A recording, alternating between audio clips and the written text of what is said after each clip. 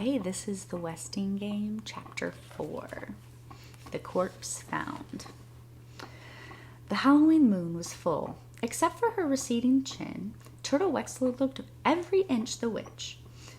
Her dark, unbraided hair streaming wild in the wind from under her peaked hat, a putty wart pasted on her small, beaked nose.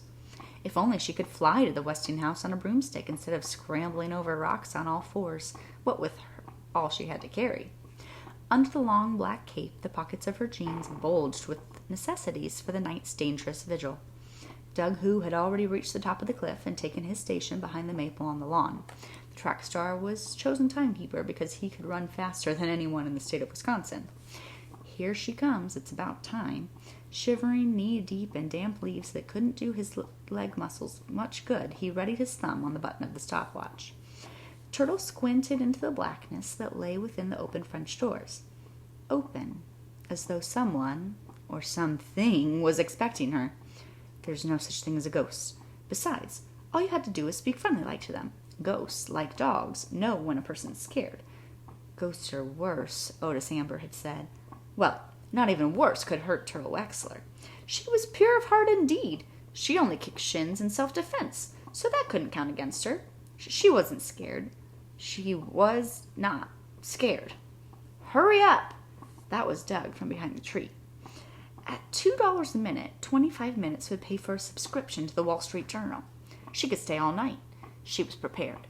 Turtle checked her pockets, 2 sandwiches, Sandy's flask filled with orange pop, a flashlight, her mother's silver cross to ward off vampires, the putty wart on her nose, soaked in Angela's perfume in the event she was locked up with the stinking corpse, was clogging her nostrils with sticky sweetness.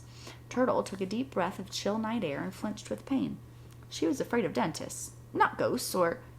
Don't think about purple waves. Think about $2 a minute. Now 1, 2, 3, 3.5... Go! Doug checked his stopwatch.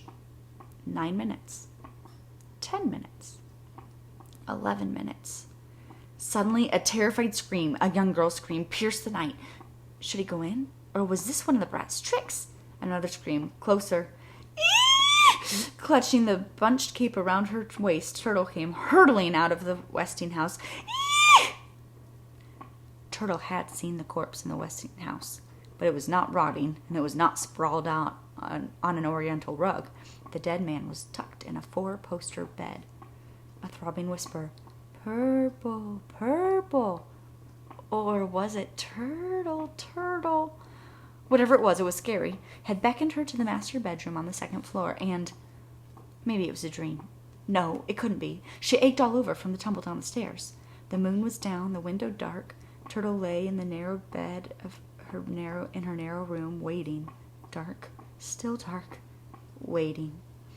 At last, slow morning crept up the cliff and raised the Westing house, the house of whispers, the house of death.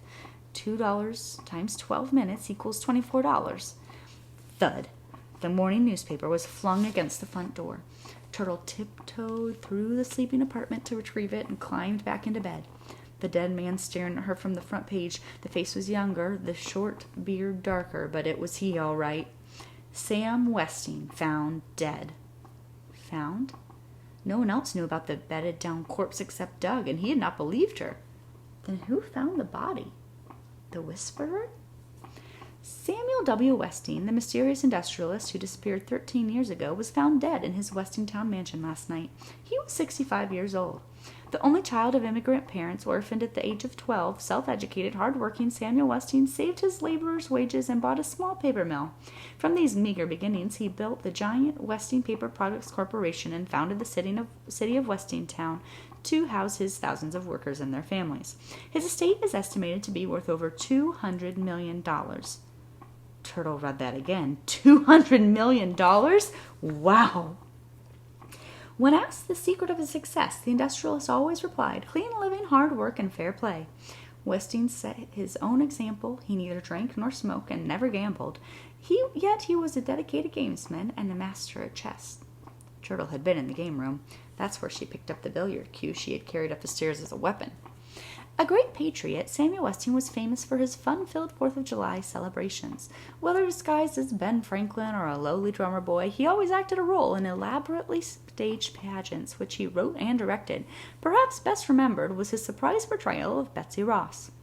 Games and feasting followed the pageant, and at sunset, Mr. Westing put on his Uncle Sam costume and set off fireworks from his front lawn.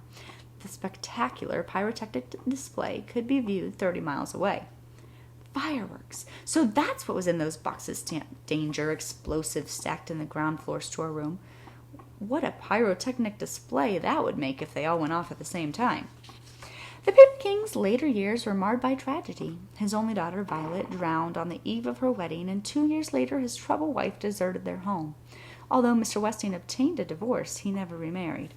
5 years later, he was sued by an inventor over the rights to the disposable paper diaper. On his way to court, Samuel Westing and his friend, Dr. Sidney Sykes, were involved in a near-fatal automobile accident. Both men were hospitalized with severe injuries. Sykes resumed his Westingtown medical practice on the post of county coroner, but Westing disappeared from sight. It was rumored, but never confirmed, that he controlled the vast Westing Paper Products Corporation from a private island in the South Seas. He is still listed as the chairman of the board. We are as surprised as you are and deeply saddened, a spokesman for Julia R. Eastman, president and chief executive officer of the corporation, stated when informed that Westing's body was found in his lakeside home. Dr. Sykes' response was, "A tragic end to a tragic life. Sam Westing was a truly great and important man." The funeral will be private. The executor of the Westing estate said the deceased requested that, in place of flowers, donations be sent to Blind Bowlers of America. Turtle turned the page of the newspaper, but that was all. That was all? There was no mention of how the body was found. There was no mention of the envelope propped on the bedside table on which a shaky hand had scrawled, "If I am found dead in bed." She had been edging her way against the four-poster, reading the words in the beam of the flashlight when she felt the hand, the waxy, dead hand that lay on the red, white, and blue quilt. Through her scream, she had seen the white, bearded face. She remembered running, tripping over the billiard cue, falling down the stairs, denting Sandy's flask, and dropping everything else. There was no mention of the 2 suspicious peanut butter and jelly sandwiches on the premises, or a flashlight, or a silver cross on a chain. There was no mention of prowlers, no mention of anyone having seen a witch, no mention of footprints in the lawn, track shoes, and sneakers size 6. Oh well, she had nothing to fear, other than losing her mother's cross.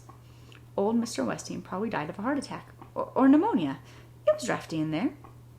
Turtle hid the folded newspaper in her desk drawer, counted her black and blue marks in the mirror, 7, dressed, and set out to find the 4 people who knew she had been in the Westing house last night. Doug Hu, Theo Theodorakis, Otis Amber, and Sandy. They owed her $24. At noon, the 62-year-old delivery boy began his rounds. He had 16 letters to deliver from E.J. Plum, attorney at law. Otis Amber knew what the letter said because one was addressed to him. As named beneficiary in the state of Samuel W. Westing, your attendance is required in the South Library of the Westing House tomorrow at 4 p.m. for the reading of the will. "Means old man Westing left you some money," he explained. "Just sign this receipt here." "What do you mean? What does position mean?" "It means position, like job. Most receipts have that to make sure the right person gets the letter."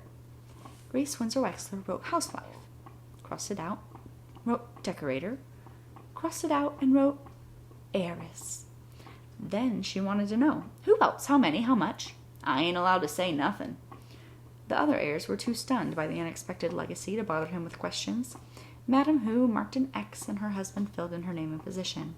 Theo wanted to sign the receipt for his brother, but Chris insisted on doing it himself. Slowly taking great pains, he wrote Christos Theodorakis, bird watcher. By the time the sun had set behind the Sunset Towers parking lot, Otis Amber, deliverer, had completed his rounds. And that's the end.